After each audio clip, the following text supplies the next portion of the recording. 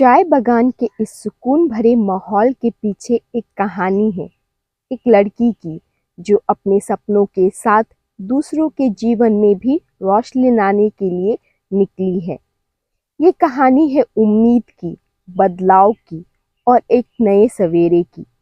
इस लड़की ने अपनी ज़िंदगी का आराम को एक तरफ रखकर उन बच्चों के लिए अपना जीवन समर्पित किया है जो स्कूल छोड़ने पर मजबूर हो जाते हैं। मुझे किसी को देख के मुझे पहले से ही समाज सेवा करने का मन था। कोई भी आते थे तो कोई भी गरीब, मेरा तो आर्थिक अवस्था ठीक नहीं था, लेकिन मैं तो कुछ नहीं कर पाती थी उन लोगों के लिए। फिर भी मैं कोशिश करती थी और मुझको ये रुचि था। तो मुझे कहीं कहीं से पता चला कि ऐसा काम है, तो उसके बाद में मैं भी इसमें करने का सिनी एनजीओ में जुड़ने का कोशिश कर ही रही थी। बाद में जाके मैं इसमें ज्वाइन हो गई। चाइल्ड एंड मदर को लेके ये काम करती है। ज़्यादातर ये drop out, child marriage, trafficking, ये सब को लेके ही ये काम करती है। और इसका मेन मकसद है बच्चा ड्रॉप आउट ना रहे, वो पढ़े। जी, मैं यहाँ पर 35 बच्चा को गर्ल्स लर्निंग सेंटर में पढ़ाती हूँ, रहमाबाद टी गार्डन में। और मैं एक काउंसलर भी हूँ, बच्चा सबका काउंसलिंग करती हूँ, होम विजिट, पेरेंट्स काउंसलिंग और उसके बाद इंडिविजुअल काउंसलिंग, जैसे पीटीएम मीटिंग ये सब भी होता है, ये सब भी करती हूँ कम्युनिटी के साथ में। फिर चाइल्ड मैरिज को रोकना, जैसे ट्रैफिकिंग को रोकना, जो बच्चा ट्रैफिकिंग होकर रेस्क्यू करके आते हैं उन लोगों से काउंसलिंग करना। उसके बाद जो बच्चा उन लोगों का आर्थिक कमजोरी है, फिर डॉक्यूमेंट्स नहीं है, हैंडीकैप, ये सब बच्चा का डॉक्यूमेंट्स बनाना। फिर उन लोगों को, उनका अगर आर्थिक कमजोरी है, उन लोगों का घर में कोई प्रॉब्लम है, तो उन लोगों को स्कूल तक लेके जाना, उन लोगों का एडमिशन करवाना, उन लोगों को बुक, या फिर उन लोगों का घर में कोई भी प्रॉब्लम है उनको सॉल्व करना, ये सब मैं करती हूँ।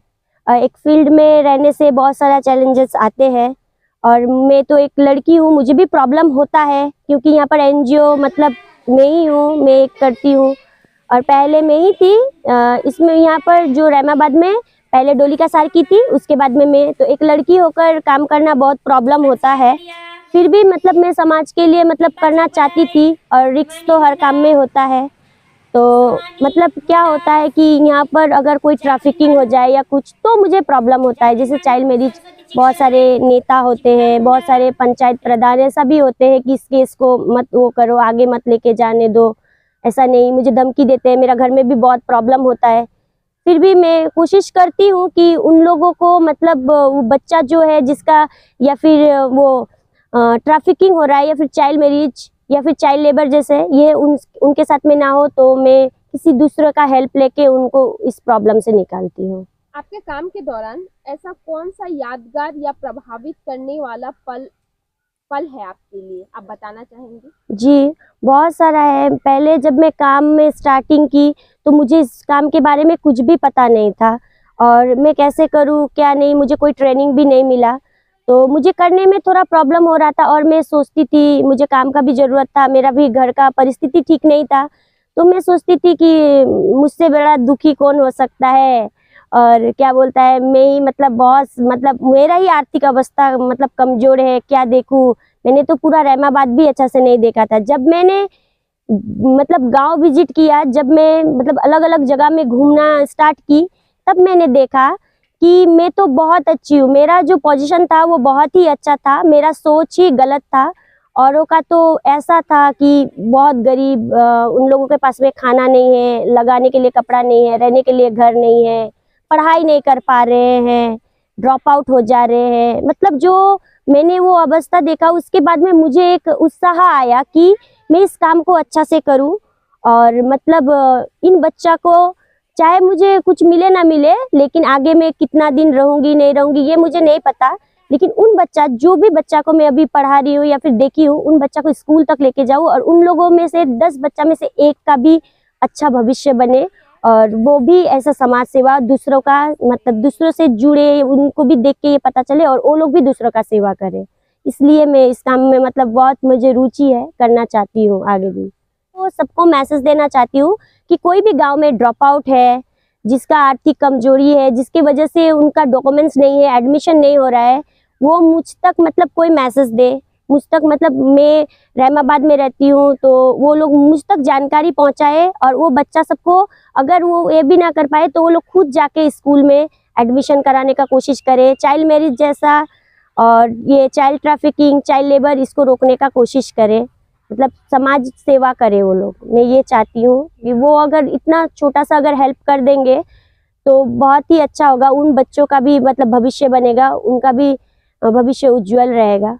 यही मैसेज देना चाहती हूँ मैं सबको। इस बेटी बचाओ बेटी पढ़ाओ को लेके आप लोग थोड़ा सा, वो सिर्फ पोस्टर में लगाने से नहीं होगा, आप लोग थोड़ा मतलब चर्चा कीजिए इस विषय में। आप इस एनजीओ के बारे में कैसे जाने? जो दीदी हम लोग के घर आए, इन जीएलसी के बारे में बताए कि यहाँ पर फ्री में पढ़ाई होता है और बाकी बच्चे सबको भी बताएं, और हम लोग सब साथ मिलकर जीएलसी में गए पढ़ने के लिए। जो दीदी हम लोग को अच्छे से पढ़ाई, अच्छी अच्छी बातें बताई। जीएलसी में महीना में 1 बार या फिर 2 बार मीटिंग होता है, उसके थ्रू भी हम लोग को अच्छी अच्छी जानकारी देने लगे और इस जीएलसी के बारे में बताए, इसलिए हम लोगों ने जीएलसी के बारे में अच्छी तरह से जाना।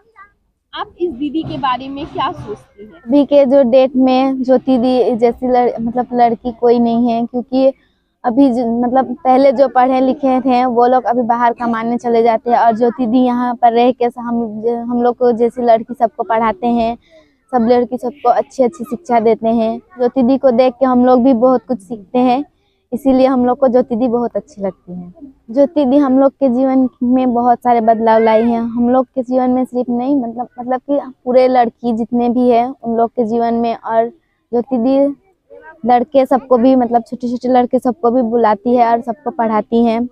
जो अभी बाहर मतलब चले जा रहे हैं उन लोग को भी लेके आती हैं और उन लोग को भी पढ़ाती हैं, और उन लोग का फ्री में एडमिशन करवा देती हैं स्कूल में। और जो लोग ड्रॉप आउट है उन लोग को भी पढ़ाती हैं, सबका एडमिशन सब करवाती है स्कूल में। और जो बाल विवाह करके गए हैं उन लोग को भी, मतलब वो लोग घर पे आते हैं, फिर उन लोग को भी अच्छे से बुलाते हैं, समझाते हैं, अच्छे से पढ़ाते हैं, उन लोग को मतलब अच्छी अच्छी शिक्षा देते हैं, स्कूल एडमिशन सब करवा देते हैं और उन लोग को फ्री में पढ़ाते भी हैं।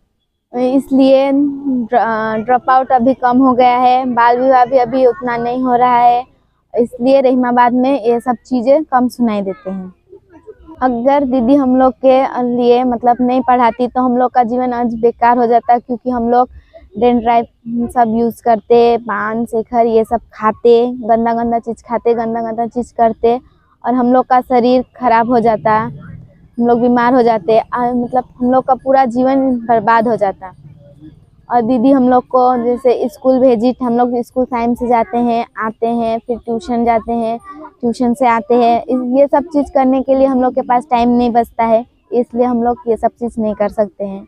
दीदी के आने के बाद में हम लोग का जीवन मतलब बहुत ही सुरक्षित है। पढ़ाई मतलब बहुत ज़रूरी है और पढ़ाई हम लोग के लिए एक हथियार है। ये कहानी एक लड़की की नहीं, एक सोच की है, एक सोच जो बदलती है कि अगर एक इंसान चाहे तो पूरी दुनिया को बदल सकता है। आपका एक कदम किसी की जिंदगी बदल सकता है।